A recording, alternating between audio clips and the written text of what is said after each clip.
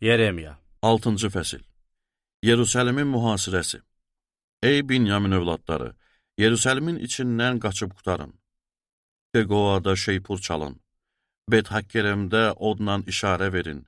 Çünki şimaldan fəlakət, böyük qırğın zahir olur. Mən gözəl və zərif qızı, Siyon qızını talan eləyəcəyəm. Çobanlar öz sürüləri ilə ona qarşı gələcək. Hər tərəfdən onun önündə çadır quracaq. Hər kəs öz yerində sürüsünü otaracaq. Siyon qızı ilə döyüşə hazırlaşın. Qalxın, günorta çağı hücum eləyək. Vay halımıza, gün tutqunlaşır.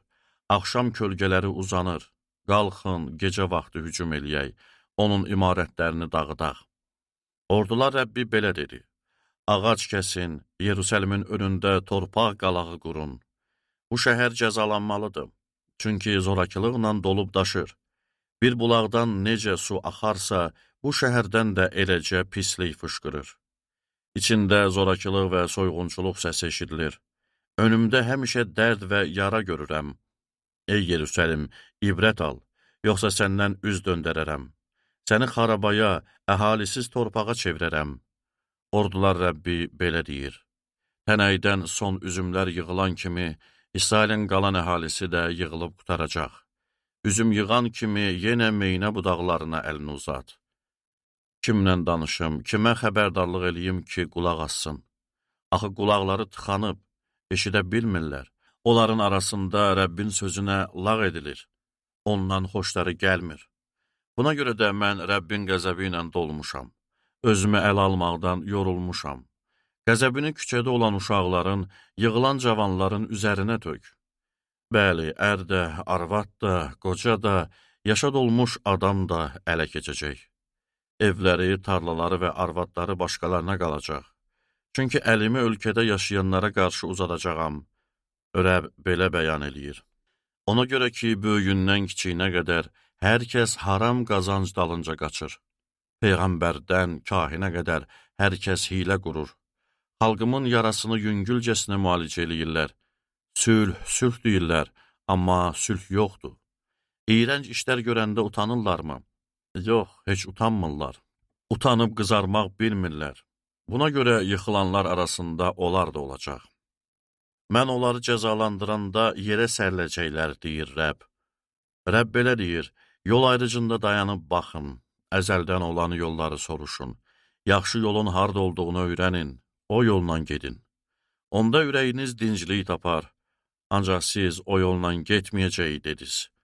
Mən sizin üzərinizə gözətçilər qoyub dedim, şeypur səsinə qulaq asın. Ancaq siz qulaq asmayacağıq dediniz. Buna görə də ey millətlər qulaq asın, ey cəmaat, bilin ki, onların başına nə gələcək. Eşit, ey yer üzü, mən bu xalqın başına fəlakət gətirəcəyəm. Bu, onların niyyətlərinin bəhrəsi olacaq. Çünki mənim sözlərimə qulaq asmadılar. Mənim qanunumu rədd elədilər. Səbadan gətirilən kündür, uzaq ölkədən gəlmiş ətirli qamış nəyimə lazımdır? Yandırma qurbanlarınız mənə məqbul deyil, başqa qurbanlarınız da mənə xoş deyil. Buna görə də Rəbb belə deyir. Mən bu xalqın qabağına maniyələr qoyacağam. Atalar və oğullar birlikdə onları ilişib yıxılacaq. Qonşu dostu ilə birgə həlak olacaq. Rəbb belə deyir. Budur, şimal ölkəsindən bir xalq gəlir. Dünyanın uzaq yerlərindən böyük bir millət hərəkətə gəlir. Onlar əllərində ox-kaman və nizə tutub. Rəhimsizdilər, heç kəsə acımırlar. Səsləri dəniz kimi gurlayır, atlara miniblər. Onlar yekdilliklə sənlə müharibəyə hazırdır, ey Siyon qızı. Onlar haqqında xəbər eşitdik, əllərimiz yanımıza düşdü. Doğan qadın kimi bizi sıxıntı və əzab bürüdü. Çölə çıxma, yola düşmə, çünki düşməndə qılınc, hər tərəfdə dəhşət var. Ey əziz xalqım, çul giyin və küldə yuvarlan. Vahid oğluna yas tutan kimi yas tutub acı-acı ağla. Çünki məhv eləyən qəflətən başımızın üstünü alacaq. Rəbb deyir, ey Yeremiya, mən səni qoydum ki, xalqımı yoxlayıb imtihan eləyəsən. Onlara nəzər qoyub əməllərini sınayasan. Hamısı inadkar dönüydü, böhtançılar kimi dolaşan adamlardı. Tunc və dəmir kimi sərtdilər. Hamısı pozğun olub, körük basılır, atəşində qurğuşun əriyir, ancaq dəmirçi nahaq yeri əridir.